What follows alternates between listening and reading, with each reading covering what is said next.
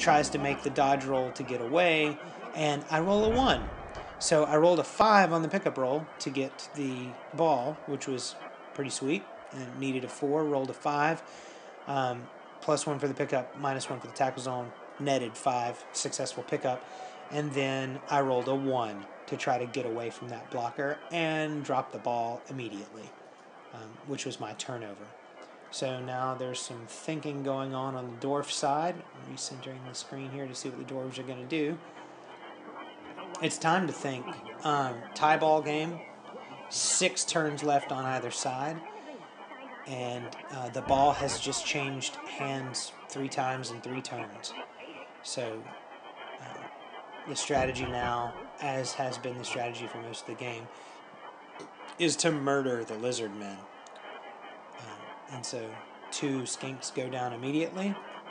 Blocker comes. That's a roll of 6 on a necessary roll of 5 for the pickup roll. Blockers aren't usually good picker-uppers because they have an agility of 2, which meant it was going to take a 5 to do a successful pickup, and he rolled a 6. So good for him. That puts the balls firmly, squarely in the dwarves' hands. And here comes the box construction, cage construction, for the continued run down the field. Marking there, the blocker marks the Saurus. Troll Slayer dauntless. That means they're of equal strength, even though the Troll Slayer is of lesser strength, which gives him the mojo he needs to block the Saurus down. He made 2 go for it's to come back, and I was going to question that, as you probably just heard in my voice, but that does make the skinks much less likely to just be able to run in and mark the blocker with abandon. And so I blitzed the Troll Slayer trying to knock him down to open up a lane for those skinks and get the unfortunate push, which means I basically help him solidify his defenses. Try to come at him from the rear. The skink fails the dodge roll, and not only does he fail the dodge roll, but the Tyrion's Tamers roll a 5-4 to break the armor and a 6-5 on the injury table, which puts him out for the rest of the game. Fortunately, he'll stay in the next game, or he'll be involved in the next game, but he's out for the rest of this one, so I'm 1 more man down with no substitutions, even if this possession ends after a score. So Tyrion's Tamers are still going. Down goes the skink. Actually, no. Yes, because the Troll Slayer had block. He could use both down. And down goes the skink. So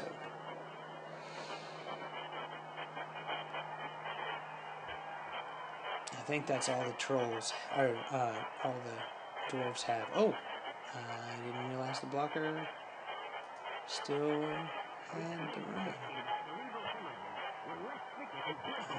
So,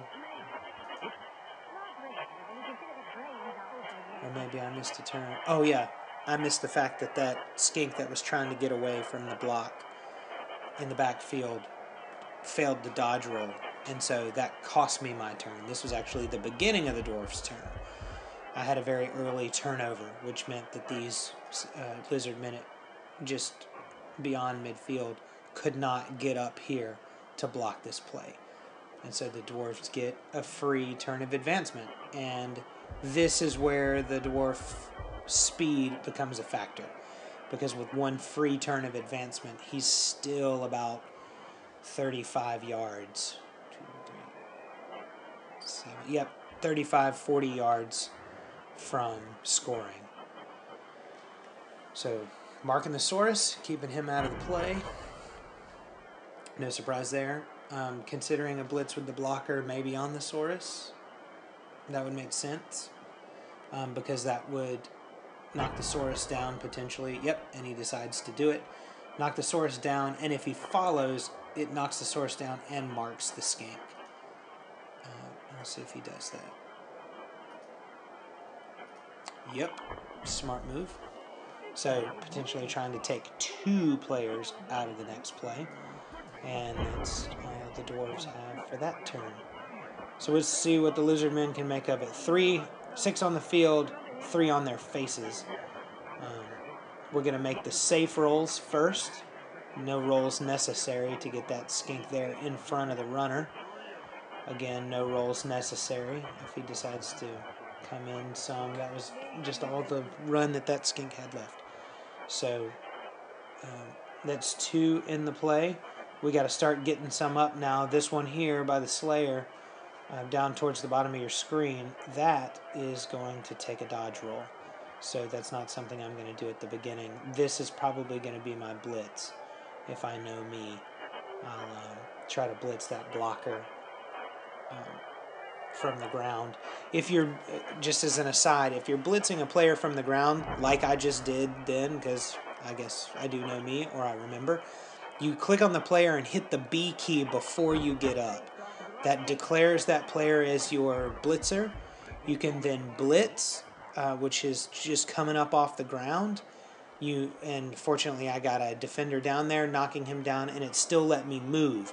So though I sacrificed some movement for getting up off the ground and sacrifice another square of movement for blitzing, I can still get the Saurus, get the blocker away from the Saurus and get him into the play. And there we go. More high rollers. He's just a high roller. That was a failed dodge roll. I rolled a 1. Followed by a double 5 to break the armor and a double 5 to injure the player.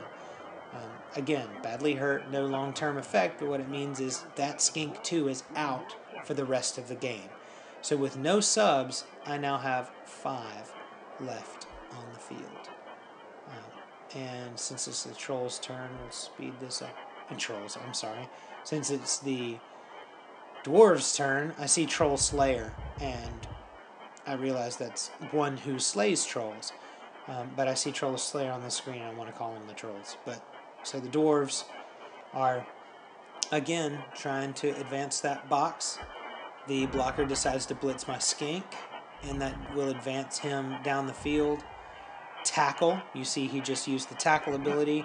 All of my skinks have dodge, but because the blocker had the tackle ability, it meant that my dodge was useless. I couldn't just step back and stay standing, which is usually what dodge lets you do if you get stumbled instead of down. So instead of what would have normally been a dodge, it turns into it turns a dodge into a block because he has tackle. And that's a failed dodge roll there, as the blitzer tried to come up and form the front of a cage to block the blocker for the next turn. So here we go. Here's another skink pylon. Again, declaring a blitzer on the ground. This is the best chance I got. 2 skinks on it is a 1-die block. That 1-die block was a push, but a push out of bounds basically becomes a knockout, because if you get pushed out of bounds, the crowd is vicious to you because you left the pitch. And I got super lucky with a 10 distance throw in back towards his end zone. And so just like what happened to me over here with the skink that's still lying on the ground, the ball gets thrown beyond midfield and at a place where the skink can get to it. Now what you see is it just cost me my last reroll, failing that go for it. I had a go for it roll that it was going to take, in fact 2 go for it's, no excuse me, 1 go for it that would take to get to the ball, and then a pickup roll. I failed the initial go for it, spent my last reroll so that wouldn't be my turnover, because if I was going to have a chance to score, this needed to be it. The luck just turned hugely in my favor with the double skink knockdown out of bounds and then getting the ball thrown way the heck out here where my guys are the only guys that can get to it.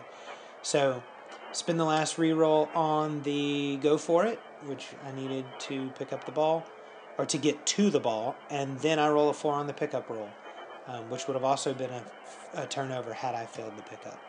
But he makes the pickup, and some very exciting hoppy skinks over here.